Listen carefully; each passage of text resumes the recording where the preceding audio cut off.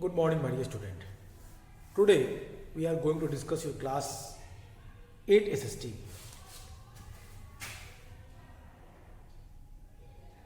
Class 8 SST chapter the civilizing the natives. Civilizing the natives.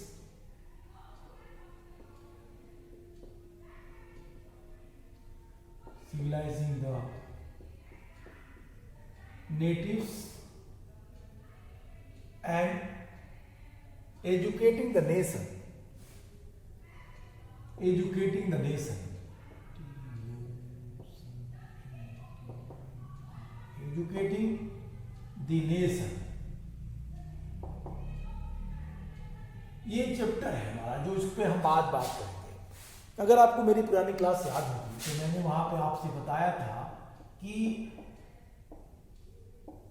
हम लोगों ने वहां पे जब चर्चा की थी तो मैंने आपसे बताया था कि अंग्रेजों के भारत में आने के बाद भारतीय जो व्यवस्था थी उसको पूरी तरीके से वो बदलना चाहते थे। अंग्रेजों का ऐसा मानना था कि भारत में जो शिक्षा का विस्तार हुआ है अंग्रेजों के आने के पूर्व वो पूरी तरीके से ठीक नहीं है।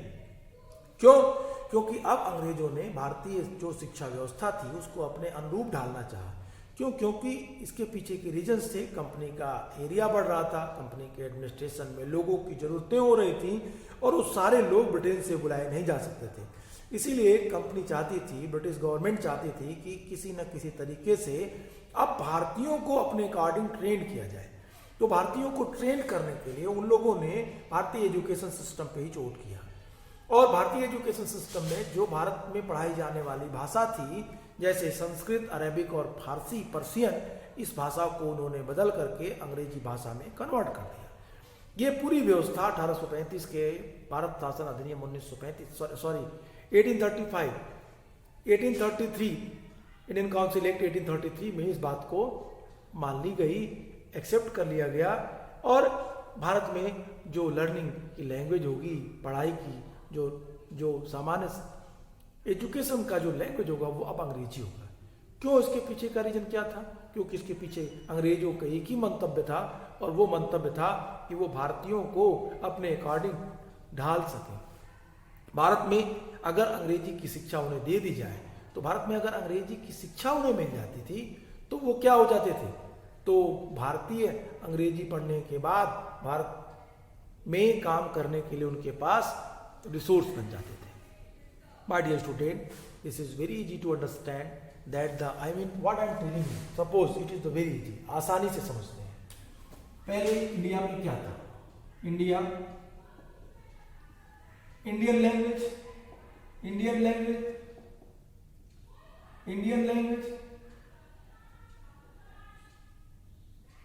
Language, for study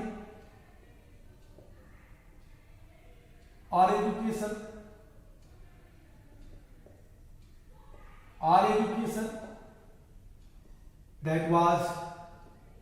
that was Sanskrit,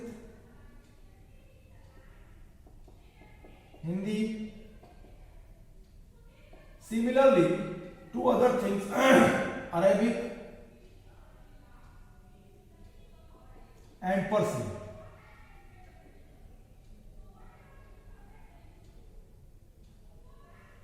जो पर्शियन थे, अब ये जो लैंग्वेज थी इसे पढ़ने वाले लोग कहाँ पढ़ते थे? स्पेशली जो विद्यालय पाठशाला थी, पाठशाला एंड मदरसा। अब पाठशाला और मदरसा जाने वाला प्रत्येक बालक किस भाषा में पढ़ता था? संस्कृत और हिंदी में। मदरसा अरेबिक और पर्शियन में। अब अंग्रेजों को कौन सी चाहिए? क्योंकि ब्रिटिश इंडिया में आए, अब लैंग्वेज चेंज हुआ। कब? जब ब्रिटिशर्स आए। When they came, Britishers during 18th century क्या बदला? ड्यूरिंग 18th सेंचुरी में अपने लैंग्वेज को इन लोगों ने बदला। इनका विचार था, अंग्रेजों का विचार था कि ये जो दोनों भाषाएं हैं इन भाषाओं की जगह एक नई भाषा जो उनकी भाषा है वो क्या कर रहे हैं, इंग्लिश को ये भाषा के रूप में बदल रहे हैं। पीछे का रीजन क्या था, क्योंकि अब जो इंडिया है, यहाँ के लोग हैं, इंडियन पीपुल, अगर इन्हें ट्रेन कर देते हैं, अगर इन्हें स्किल्ड बना देते हैं, स्किल किस चीज में इनको स्किल्स मिलती है, अगर इनको लैंग्वेज में, भाषा में, अगर इन्हें इंग्लिश सिखा दी जाती है, इंग्लिश सिखा दी जाती है, तो ये इंडियन किस रूप में काम करेंगे, उनके ऑफिसर्स के लिए, क्लर्क मिलेगा। तो जो ये क्लर्क मिल रहा है, ये डायरेक्टली किससे प्राप्त कर रहे हैं, ये इंडियन से ही ये क्लर्क प्राप्त कर रहे हैं। ये उनके पीछे का मेन रीजन था। सेकेंड थिंग थी, ये कल्चरली, अभी तो इनको सिर्फ क्लर्क मिल रहे थे, सेकेंड ये अटैक कर रहे थे इंडियन कल्चर के ऊपर, इंडियन कल्चर के ऊपर। ये जो इंडियन कल्चर थी, इसके ऊपर अटैक था इनका, और ये अटैक सीधा दिखाई देता है किस रूप में, भारत की सभ्यता और संस्कृति, कल्चर प्लस सिविलाइजेशन।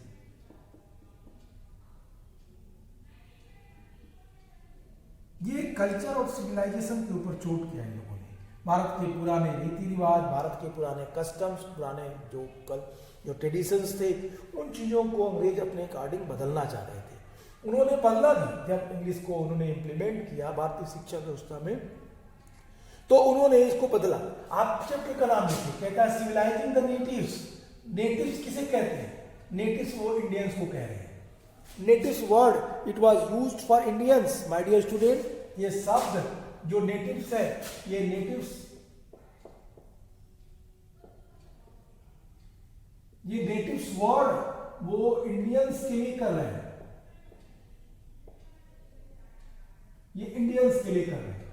और फिर एक वर्ड कहते हैं कि white man burdens. The natives Indians they were white man burdens because they have no knowledge about their own language. जो ब्रिटिश कल्चर का, ब्रिटिश लैंग्वेज का उन्हें नॉलेज नहीं है, इसलिए वो अनसिविलाइज्ड है। ऐसी बातें ब्रिटिश फैला रहे थे, और फिर इन लोगों ने इसके आधार पर काम किया।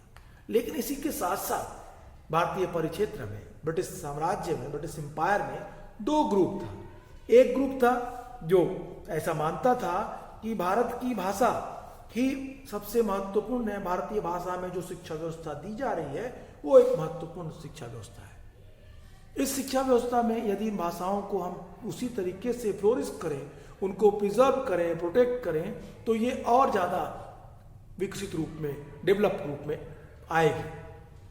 तो यहाँ पे सबसे महत्वपूर्ण बात यह है कि जो ये डेवलपमेंट दिखेगा, जो ये डेवलपमेंट आएगा, वो यहीं की भाषा से आएगा, ऐसा विचार था ओरिएंटलिस्ट का।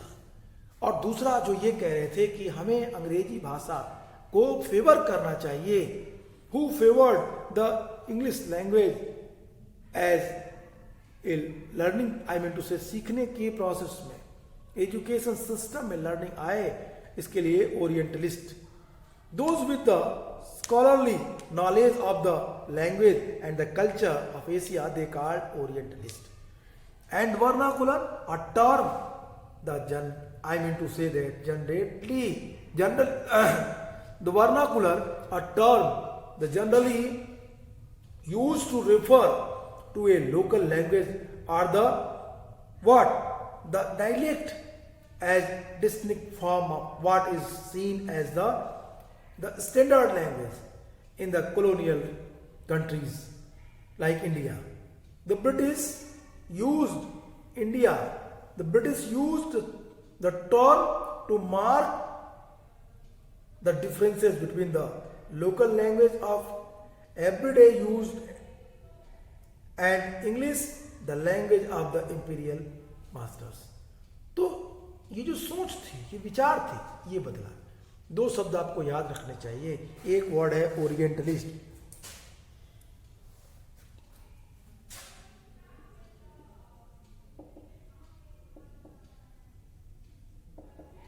ओरिएंटलिस्ट और दूसरा वर्ड है vernacular.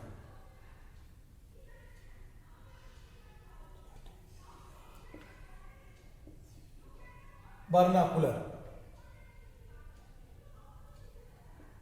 That is the two word. ये वर्ड आपको याद रखना है क्योंकि इसका हम कई बार इस चैप्टर में यूज करेंगे, बार बार मैं इसका उल्लेख करूंगा, तो कहीं आप कंफ्यूज ना हो। अगेन मैं इसके बारे में आपको एक्सप्लेन कर देता हूं कि क्या है इसकी exact meaning.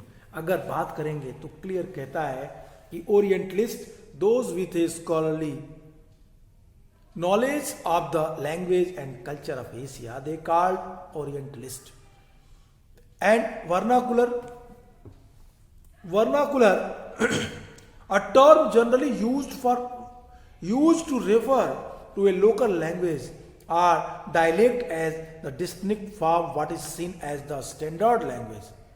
In the colonial countries like India, the British used the term to mark the difference between the local language of everyday use and English, the language of the imperial masters. Dear student, in the easy language you can easily understand. The Orientalists, they favored the Indian language, Hindi, Sanskrit, Arabic and Persian for study, and the vernaculars, it means those who favor the English language for study, they call I mean to say that कि ये vernacular style का education system को develop करना चाहते थे। तो ये दो बातें सबसे महत्वपूर्ण है जिसको आपको क्या करना है, इसको आपको याद रखना है, दिमाग में बात के रखना है। कल मैंने एक बात कही थी आपसे, अगर आपको याद होगा तो मैंने कहा था वारेन हेस्टिंग्स का मैंने नाम लिया था, मैंने कहा था वारेन हेस्टिंग्स, मैंने नाम लिया था जोनाथन डंकन का, मैंने नाम लिया था, एक और नाम लिया था जो सबसे महत्वपूर्ण था, वो था विलियम जोन्स का। मैंने आपसे बताया था, what I told you in my previous class, that William Jones who was the junior जज in Supreme Court of Calcutta, Supreme Court Calcutta के सुप्रीम कोर्ट का मतलब भारत के सुप्रीम कोर्ट ऑफ इंडिया ऐसे कहें तो ज़्यादा अच्छा है, ब्रिटिश इंडिया। ब्रिटिश इंडिया की राजधानी थी, कैपिटल थी कलकत्ता। 1911 के पहले तक ब्रिटिश इंडिया, ब्रिटिश एम्पायर की राजधानी कलकत्ता थी और कलकत्ता में सुप्रीम कोर्ट की स्थापना की गई थी। और इसी सुप्रीम कोर्ट के जूनियर जज के रूप में विलियम जोन्स का अपॉइंटमेंट 1773 में किया गया। विलियम जोन्स जब इंडिया आए 1773 में, तो उन्होंने अपने इंटेलेक्चुअलिटी या इंडिया की कल्चर को देख के बड़े प्रभावित हुए।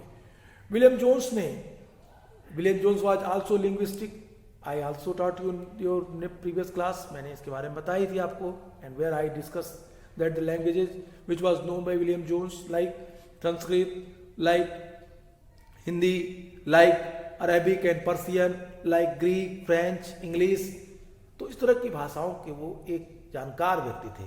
And he also founded the Asiatic Society of India in Calcutta during 1784। Asiatic Society of India that try to preserve and protect the Indian heritage, Indian history remains, which was excavated from the different sites, archaeological sites that was collected there. They painted the architectures, उन्होंने उस स्थापत्य कला की paintings बनाई। Asiatic Society of India ने बहुत सारे काम इतिहास के क्षेत्र में किए और ये एशियाटिक सोसाइटी ऑफ इंडिया स्थापित की गई थी विलियम जोन्स के द्वारा। ये चीजें हम लोगों ने कल बात की थी। डियर स्टूडेंट, यहाँ पे और भी चीजें जो महत्वपूर्ण थी जिसके बारे में हम लोगों ने चर्चा की, वो था जो सबसे महत्वपूर्ण था, विलियम जोन्स ने किस बात पे ध्यान दिया। उन्होंने कहा कि भारत की जो शिक्षा व्यवस्था है वो एक सर्वोत्तम और अच्छी शिक्षा व्यवस्था है। यदि हम इस एजुकेशन सिस्टम को इन्हीं की भाषा में डेवलप करें तो निश्चित रूप से ये बहुत ही फ्रूटफुल होगा भारतीयों के लिए। लेकिन दूसरी तरफ इनके अपोनेंट्स में, इनके विरोध में, इनके जो अपोजिट में लोग थे, जेम्स मिल और लॉर्ड मैकाले जैसे लोग, उनका मानना था कि भारतीयों की शिक्षा के लिए जो भाषा होगी वो संस्कृत और अरेबिक नहीं होगी, बल्कि वो इंग्लिश होनी चाहिए, क्योंकि इंग्लिश है द क्वालिटी क्या करने के लिए, civilising the natives and educating the nation. English ही है जो इस तरीके की चीजें कर सकती हैं। तो यहाँ पे अलग अलग जगहों पे अलग अलग बातें, दो ग्रुप हो गए अंग्रेजों में, दो ग्रुप।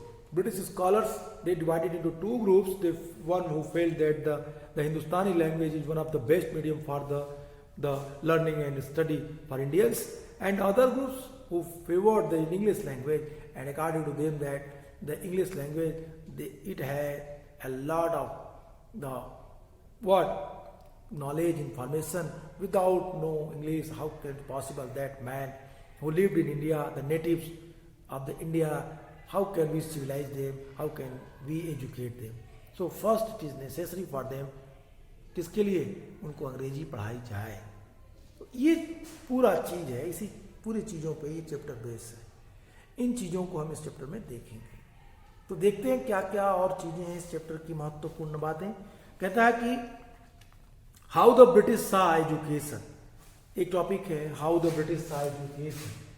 अब यहाँ पे मैं इसको थोड़ा सा निकालता हूँ, एक पॉइंट्स आपको देता हूँ और आप उन चीज़ों को समझिए.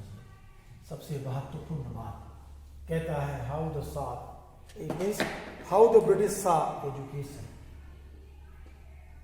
हाउ द ब्रिटिश सा education.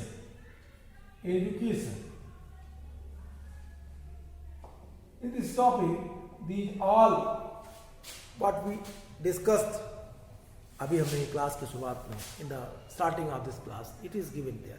Okay, let us see. Let us look at what the British thought that did, and how some of the ideas of education that we now take for granted evolved in the last 200 years.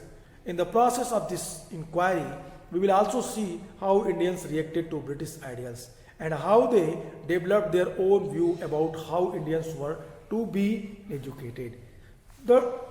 In 1783, the person named William Jones arrived in Calcutta. He had appointed as a junior judge at the Supreme Court that the company had set up. In addition to being an expert in law, Jones was the linguistic. He had studied Greek and Latin at Oxford, knew France and English, had picked up Arabic from a friend, and had also learned the Persian at Calcutta, and began spending many hours a day with Pandits who taught him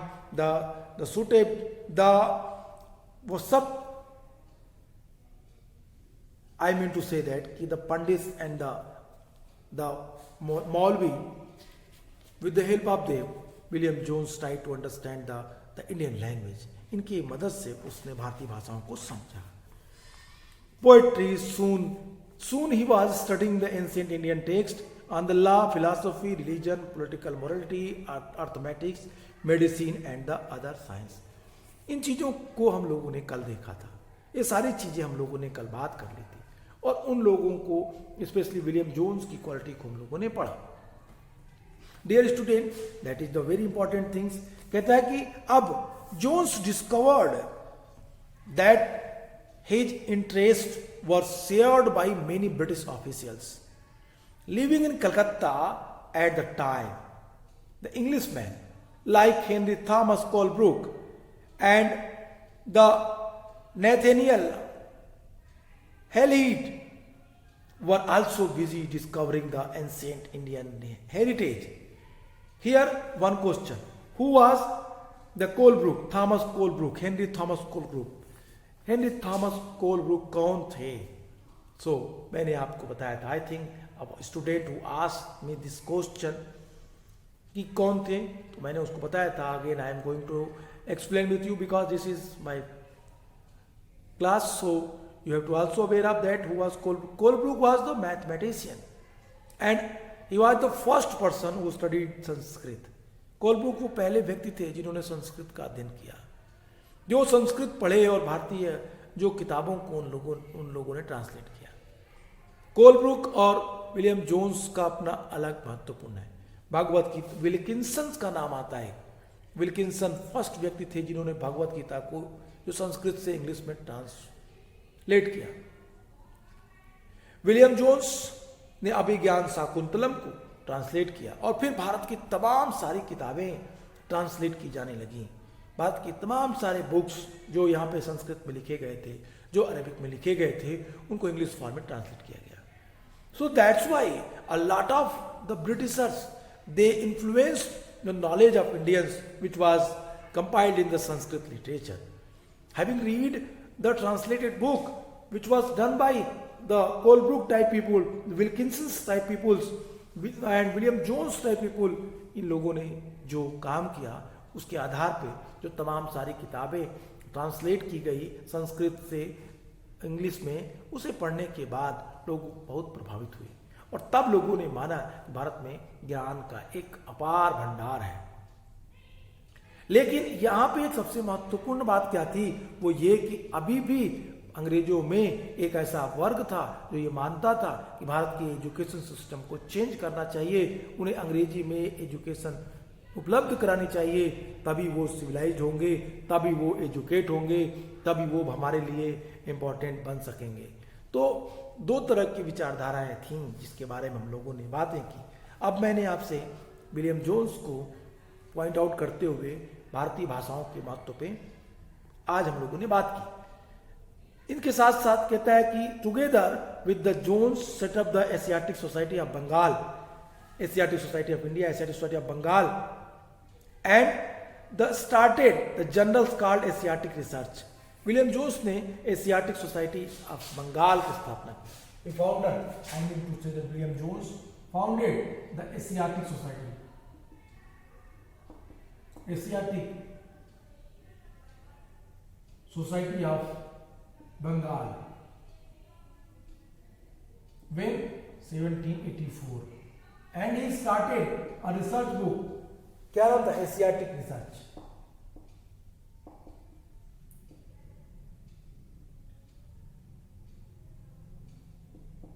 Asiatic research, तो Asiatic research को उन्होंने छापा 1784 में, और ये Asiatic Society of Bengal की जो उन्होंने अपने सहपाठियों के साथ, अपने दोस्तों के साथ उन्होंने इसको स्थापित किया भारतीय कला को एक्सप्लेन करने के लिए। तो ये वर्क था उनका, that was their major work, that was their important work. उन्होंने भारतीय इतिहास को, भारतीय साहित्य को एक नए रूप में प्रकाशित करने का जो काम किया निश्चित रूप से प्रशंसनीय था। Jones and Colebrooke came to represent a particular attitudes towards India. They shared a deep respect for ancient culture, both of India and the West. Indian civilization, they felt, had attained its glory in the ancient past, but had subsequently declined. In order to understand India, it was necessary to discover the sacred and legal text that was produced in the ancient period. My dear student, Manusmriti का भी translate किया गया। The code of जेंटूज law के नाम से मनुस्मृति को भी translate किया गया। भारत के तमाम सारे बुक्स जो विभिन्न भाषाओं में थे, जो संस्कृत में थे, उनको ट्रांसलेट करके इंग्लिश में किया गया एशियाटिक सोसाइटी ऑफ बंगाल में। और यहाँ पे जो ये पूरा वर्क था, जो पूरी स्टडी थी, वो इन लोगों के काम के ऊपर ही डिपेंड थी। तो यही कहता है कि Jones and the Colebrooke came to represent a particular attitudes towards India. इन कोलब्रुक और जेम्स के मन में भारतीय शिक्षा व्यवस्था के प्रति अगाध क्या था? रिस्पेक्ट था। They shared a deep respect for ancient culture. उन्होंने भारतीय जो संस्कृति थी उसके प्रति गहरा सम्मान व्यक्त किया। Both of India and the West, Bharat में और भारत के बाहर भी। Indian past, but he subsequently declined. In order to understand the India, it was necessary to discover the sacred and legal texts that were produced in ancient period. कहते हैं कि समय के अकॉर्डिंग वो जो किताबें थी महत्वपूर्ण थी, वो डिसअपियर हो गई। अब समय है कि इनको एक बार फिर से ढूंढा जाए, फिर से एक बार उनको ट्रांसलेट किया जाए और भारतीय संस्कृति और भारतीय सभ्यता का एक बार लोगों के समक्ष फिर से प्रस्तुत किया जाए। That is the time, with the help of the book which was wrote by the Indian ancient scholar, we have to search particular that book and translate. हमें उसको खोजना चाहिए, उसका ट्रांसलेट करना चाहिए, और तब हम भारतीय संस्कृति को एक नए रूप में व्याख्यायित कर पाएंगे। इसीलिए वो भारतीय संस्कृति के प्रति अगाध श्रद्धा, अगाध प्रेम, अगाध सम्मान रखते थे। अगाध का मतलब होता है बहुत ज्यादा। Okay, so don't be confuse by that Hindi की what is the meaning of अगाध। It means the extreme respect, extreme love and extreme क्या कहेंगे उसको आप, कह सकते हैं कि उनके प्रति जो श्रद्धा की भाव थी, वो डिवोस, जो भारतीय संस्कृति के प्रति श्रद्धा, कहता है कि आगे, in order to understand India it was necessary to discover the sacred and legal text. Bharat के बारे में जानने के लिए जरूरी है कि हम उस पवित्र ग्रंथों को, उस लीगल ग्रंथों को ढूंढें। Was product in the ancient period, जो प्रोड्यूस किए गए प्राचीन भारत में, जो लिखे गए, उन किताबों को ढूंढे, उनको लिखें। For only those text could reveal the real ideas law of the Hindu and Muslim, and only a new study of these texts could form the basis of future development in India। अब कहता है कि कुछ किताबों के आधार पे ही भारतीय संस्कृति को व्याख्यायित नहीं किया जा सकता। भारतीय संस्कृति को अगर व्याख्या करना है, भारतीय पूरी संस्कृति को एक्सप्लेन करना है, तो हमें उस प्राचीन किताबों को पढ़ना पड़ेगा। We have to study about all the old book which was written in ancient period in India.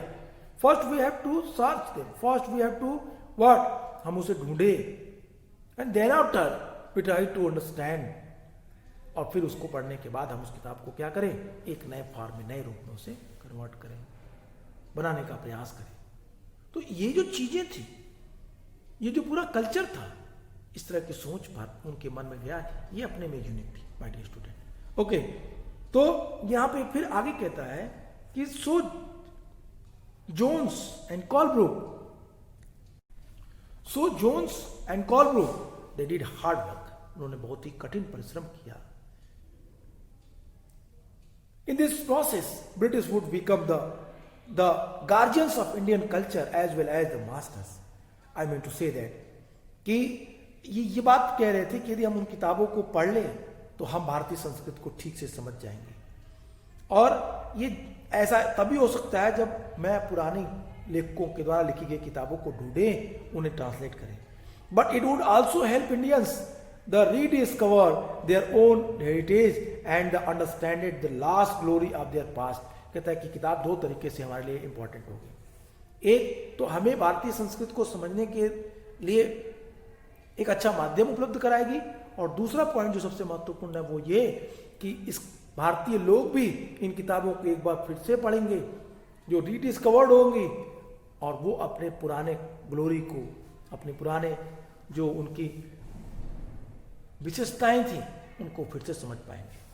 I think it would be better for them also if rediscovered this book with the क्या help of that book. और फिर कहते हैं कि so Jones and Colebrook went about discovering ancient texts, understanding their meanings, translating them, and making their findings known to others. This project, they believed, would not only help the British learn from Indian culture, but also it would also help Indians discover their own heritage and understand the last glories of their past. In this process, the British would become the guardians of Indian culture as well as the masters।